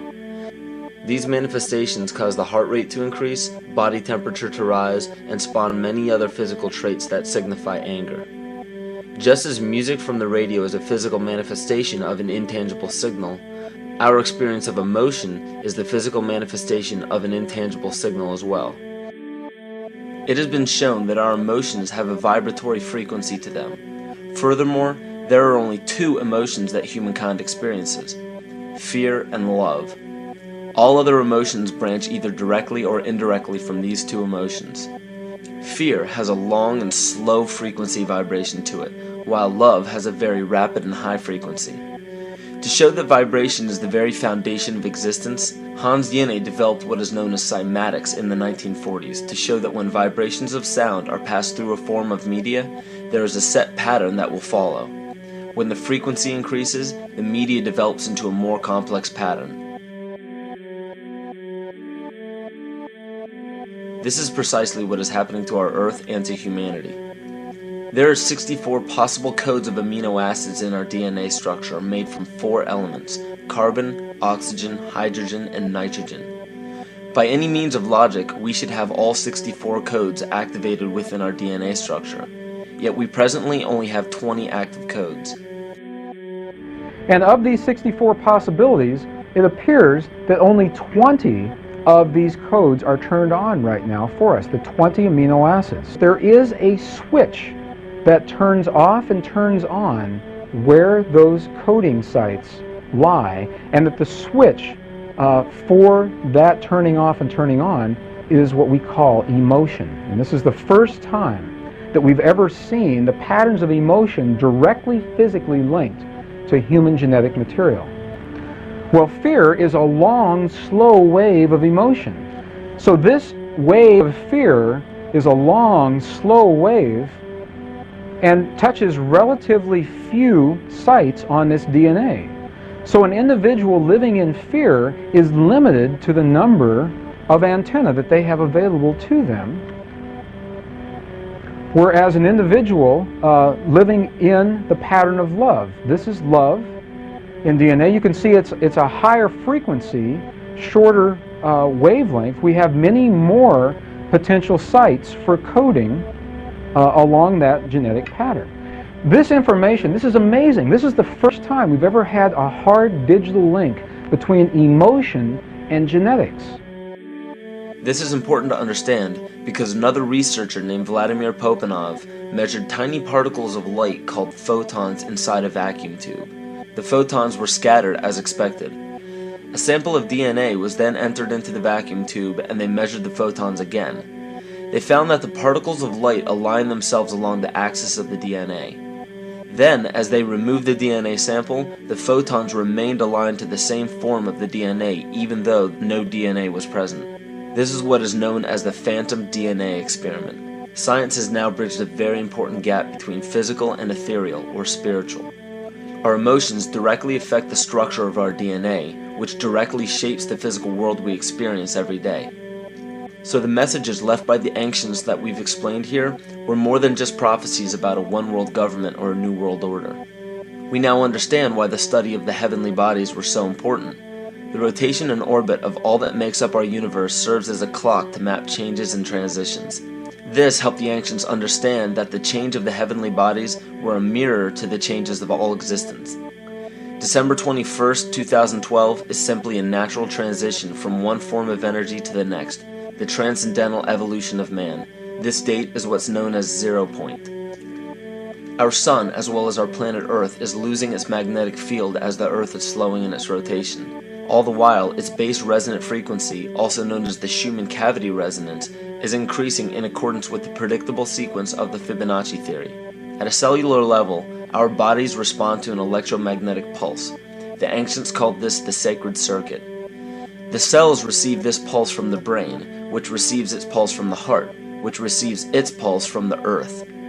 This pulse comes from the solar system, which from there comes from the galaxy, which ultimately comes from our entire universe. We literally share a pulse with all of existence. Yet another example of everything being one. For as long as scientists have been recording the Earth's pulse, it has remained at approximately 7.8 cycles per second. This was a constant fixed number until 1986 into 1987.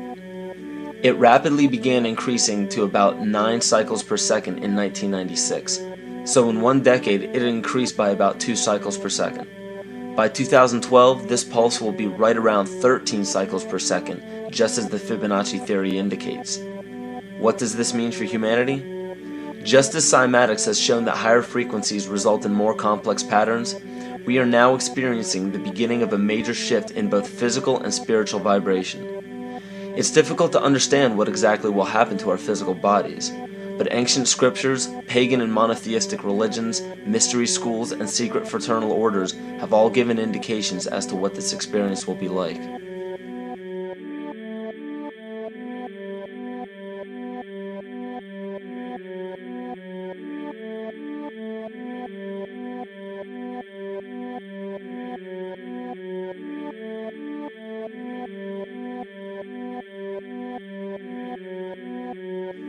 This will be the shift of the ages, the transcendental period of monumental changes to humanity. Those unprepared for this transition will likely not be able to cope with the rapid changes in the psyche.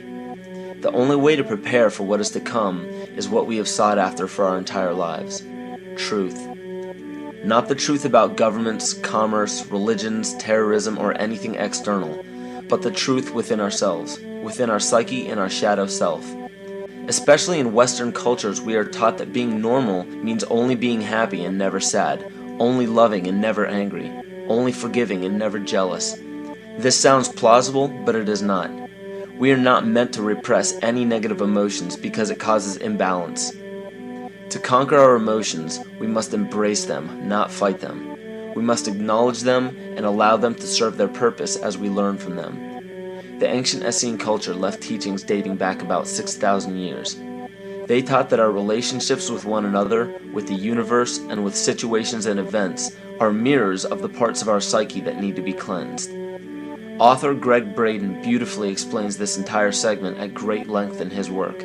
His hard work and understanding of these subjects contributed largely to the marriage between science and spirituality.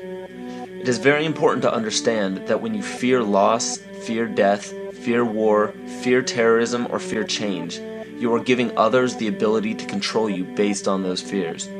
When you fight against poverty or against racism, when you fight for relationships or for freedom, you are outwardly attempting to repress that which has been placed before you to conquer inwardly.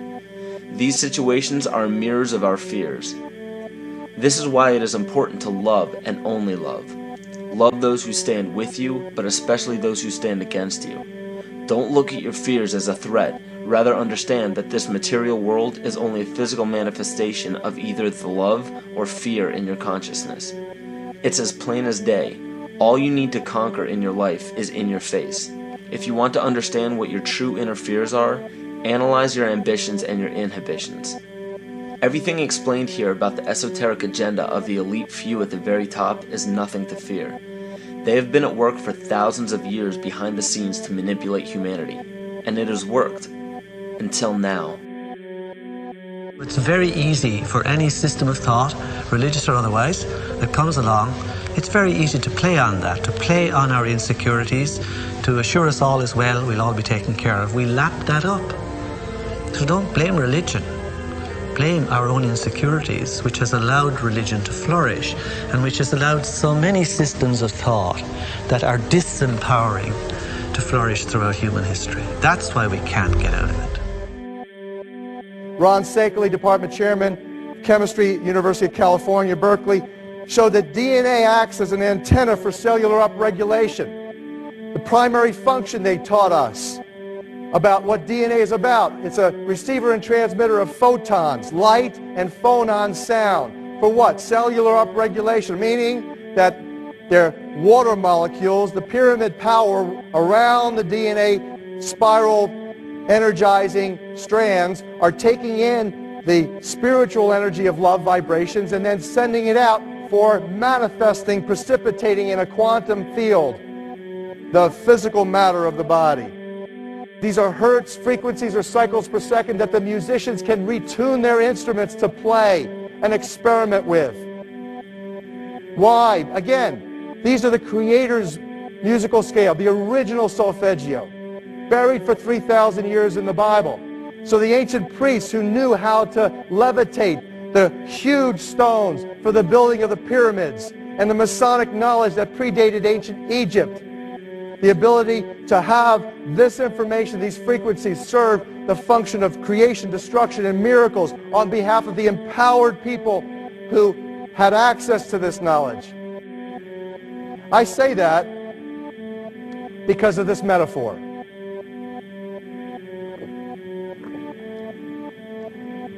This is the difference between the power of our Creator and anything else, particularly evil.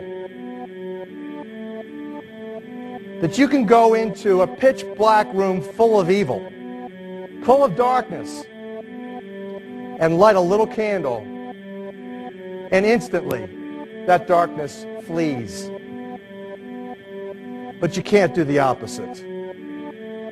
You can't go into a well-lit room full of truth and wisdom and righteousness and joy and health and harmony with the universal power. You can't take any amount of darkness and go into that well-lit room and have any effect whatsoever. That is the metaphor which I frequently think of when I think that I'm not empowered. It is the greatest lesson for me, and I think for everybody else, to know that we're on the winning side and that we win in the end. As you are watching this, understand that it is not a fight to be fought. It is not a war to be waged. No gun rights have to be exercised. Not a finger has to be lifted. Most people wonder how one person can make a difference. They ask that if all this is so simple and this information is available, why hasn't someone else conquered their fears and changed the world for everyone else? This is the most difficult and beautiful conundrum to our lives. Your reality affects you and only you. Your curiosity has led you to this genre of information to serve a very specific purpose in your life. To understand visually how the universe is truly a hologram, a math professor at Yale University developed the formula that is plugged into a computer program. Named after him, the Mandelbrot set shows a seemingly disorganized pattern. But no matter how far you zoom into the design, you will always find the same pattern within the whole pattern. Each fractal, broken down infinitely, will always reflect the whole. When one fractal changes its pattern, the sum total of the whole pattern changes along with it. This exemplifies that the whole world does not need to be awoken. There is no race to inform the 6 billion people on this planet of this message. It is only important that you, personally, learn to conquer your innermost fears and learn to love. When you see your fears for what they are and master your emotions, then, and only then, will you truly be free.